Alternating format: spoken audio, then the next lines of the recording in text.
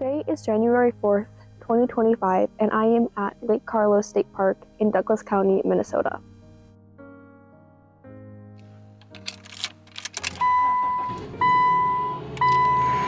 Alrighty, so chosen city for this trip, which will for sure take longer than this city, is Best of Alba, because I'm manifesting some high vibes, some just fun things. I also am trying to decide if I'm gonna get gas now or later. I'm thinking probably later, because we're fine on gas, but like it might be good to get it at some point on this trip.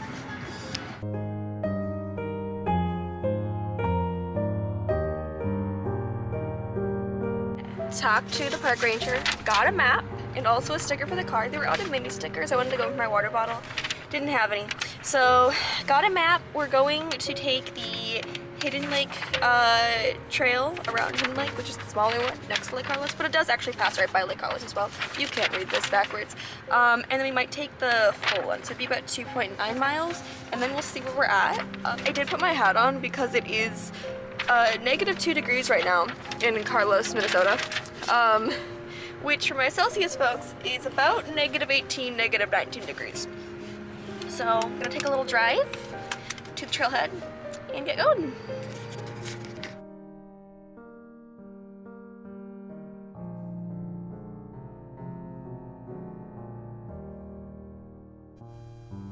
The park is fittingly named after the beautiful Lake Carlos. Although the origins of the lake are a little harder to pin down, one popular story says that it was named by an early homesteader named Glenn D. King after two of his friends when he was attending West Point, named one Lake Carlos and Lone Dew, another lake nearby as well. Although it is the most popular tale, it is also perhaps a bit mythic, as those two gentlemen they're supposedly named after didn't attend West Point until the 1880s, and the names of these lakes appear on maps pre-1860s. So I did try and find where the origins of the name came from prior to, like, what the name was prior to Lake Carlos, and I could not find anything as to what, like, the indigenous name for it was. Long before it became a protected area under the Park Services, this land, along with most of Douglas County, belonged to the Dakota people, or Lakota, depending on the dialect. Following the Treaty of Traverse des Sioux, when most of southeastern Minnesota came into United States control, it opened up much of the land to white settlers until in 1937, the state purchased the land to become Lake Carlos State Park due to the Great Depression. The closest town to this park is Carlos, named after the lake as well, although your nearest city will be Alexandria. It's about 10 miles away. The most famous landmark associated with the park is undoubtedly the lake itself. Lake Carlos is one of the sentinel lakes of Minnesota, a group that researchers and conservationists monitor to gauge climate patterns. It was chosen for its size and depth, and also uniquely low phosphorus levels that prevent algae growth, which is also why the lake is so clear. The depth of the lake also makes it attractive to fishers, as it can support warm, cool, and cold water species, although because of that low phosphorus amount, it is less fertile, which means that it doesn't support big game fish as much. So you'll have a lot of different species, but they won't get as big as they would in nearby lakes. Beyond the lake itself, the park lies on a transition between prairies and coniferous forests in Minnesota. Minnesota has 3 main biomes, prairie, coniferous, and deciduous. And with that, Lake Carlos is made up of tamarack bogs, marshes, and woodland ponds, as well as that kind of, as it goes from the prairie to coniferous transition. And while there are over 80 species of mammals and 130 species of birds, the most common ones spotted by visitors are beavers, deer, grebes, ducks, heron, and of course the state bird, the loon, although I kind of doubt I'm going to see any of those today, considering the winter of it all. Apparently, if it were springtime, we might hear some ruffed grouse. It's decidedly not springtime, I will say. If you're in Minnesota and interested in visiting Lake Carlos State Park, I do have some numbers for you if you're considering driving. Lake Carlos is located 80 miles from St. Cloud, 140 miles from the Twin Cities metro area, and 199 miles from Duluth.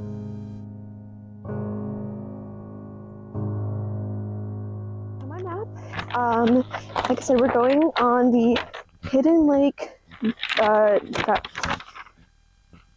Lake Trail.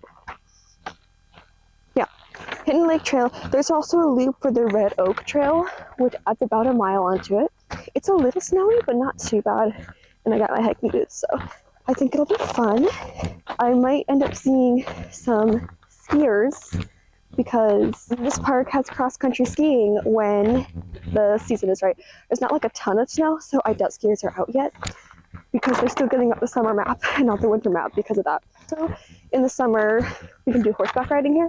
You have to bring your own horses, obviously, but you know, that's also something that they do here. I just think this is really pretty, the way that the frost is on these reeds and everything here. It's really pretty, little streams, kind of marshes.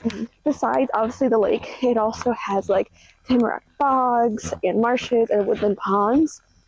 So that's what we're kind of seeing here as we start this walk. It does, I believe that that's probably Hidden Lake right there. I don't know if you can see it. That's my guess, considering that would make sense based on where I started on the trail. It should be to my left, but we'll see. I'm famously kind of bad with maps, so doing the best. I figure as long as I stay where the signs are, I won't get lost.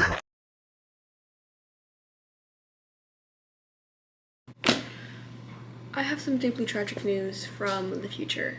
Mostly regarding the wearing of gloves. It came to my attention when I was reviewing footage to edit.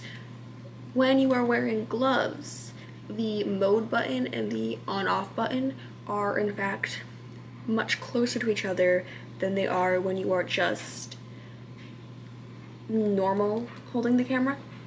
But because of that, it might mean you might accidentally hit the mode button when you're trying to turn it off while you are wearing gloves because it's -2 degrees out.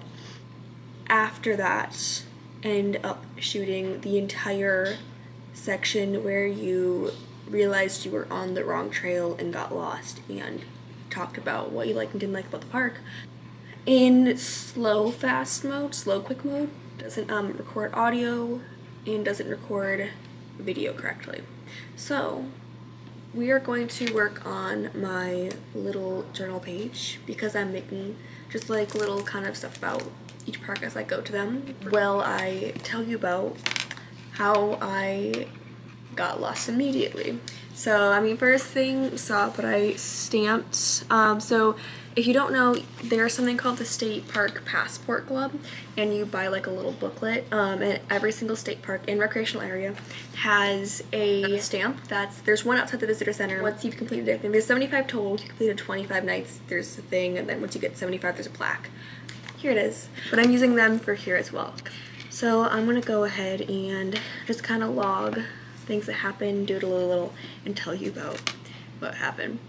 Essentially, the trailhead where I was at also was an intersection for where the hiking trail intersects with the Hidden Lake Trail, but I got on that trail thinking that I was on the Hidden Lake Trail, and they do both go around the Hidden Lake part as well, but like in opposite ways. So I don't know why it didn't occur to me where in the sky the sun was at when I got on the trail. I should have been able to figure out what direction I was heading regardless of the fact. There weren't a ton of signs, but it was also a little confusing in the sense that there's a lot of signs where it's like, oh, there's a bunch of snowmobile trails that intersect back and forth that I'm not necessarily seeing on the map, at the same time that there's like trails that are for cross-country skiing in the winter, but in the summer are hiking trails. So I'm on this trail and I'm going through and I'm like, you know, I feel like I haven't had very good views of the lake, is what I was thinking to myself, but you know, I'm sure it's just like a little obscured. And then I came upon this like really circular lake with like, looked like a snowmobile trail that like went around it.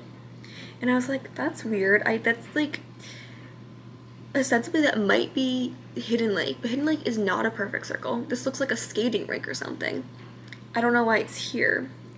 And I'm like, that's so odd. It's really pretty, but it's for sure not what I'm looking for. I'm just kind of staring at it, being like, it's so pretty. I have no fucking clue where I am. Something has to be wrong, but I'm still on a trail, so it'll probably be fine. I want the park journal to kind of have like a journal-y kind of like scrapbook look to it. I don't have any scrapbook paper right now, so I'm just using notebook paper and we're gonna glue it in. And then I'll just do some like drawings and stuff in it. One thing I will say, there weren't like a ton of signs. There was really just kind of one at the beginning that was like, you are here. And I looked at it and I was like, this is weird. If I'm on this trail, I'm coming from this direction. Huh. But it didn't register for some reason. I was just like, this is fine. Right now, I'm drawing Lake Carlos. Anyway, I was staring at the sun and I'm like, something's off. Something's weird. I'm sure this is not correct. But I was like, no.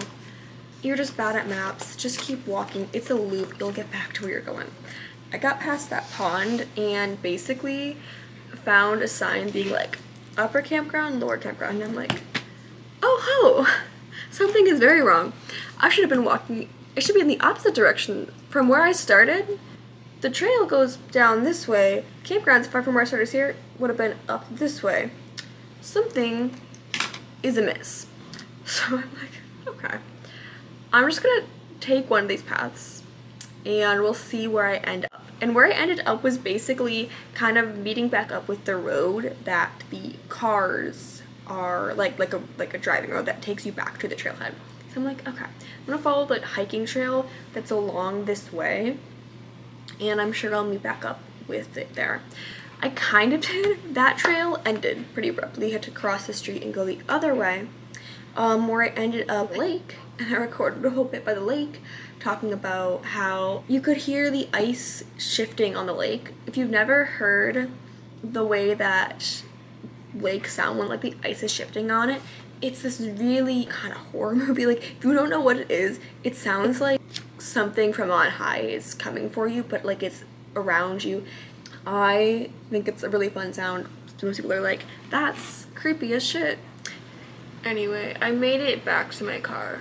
I just kind of was feeling extremely cold and also a little defeated about the fact that I had completely missed the trail. It was still pretty and I very much so enjoyed it, but it also just was like, oh my god, I cannot believe it. I still think that park, even just with like the little bit of snow, with the felled trees, with the not growing plants, was so beautiful. And I can only imagine what it looks like in the summer. I've never been in the summer, and I think my summer is going to be pretty packed with other parks, but I would love to go back at some point in its peak season. But even then, I think that the just stillness, seeing the lake frozen, hearing the ice shifting, hearing the snow crunching under my feet while I was walking through.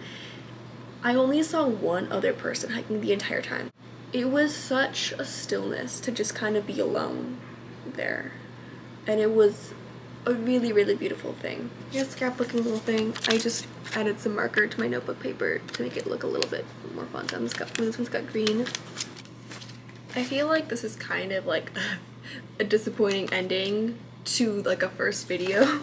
It's like not like a great start to this series considering I've already fucked it up and we haven't even made it through yet.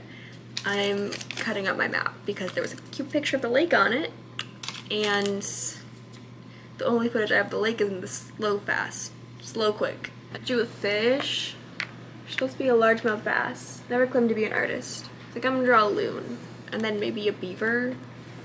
Maybe not a beaver, that sounds kind of hard. Well, alright, thank y'all for just sitting with me and journaling while I tell you how I have failed as a vlogger already. Here's what we got. So here's this, everything here.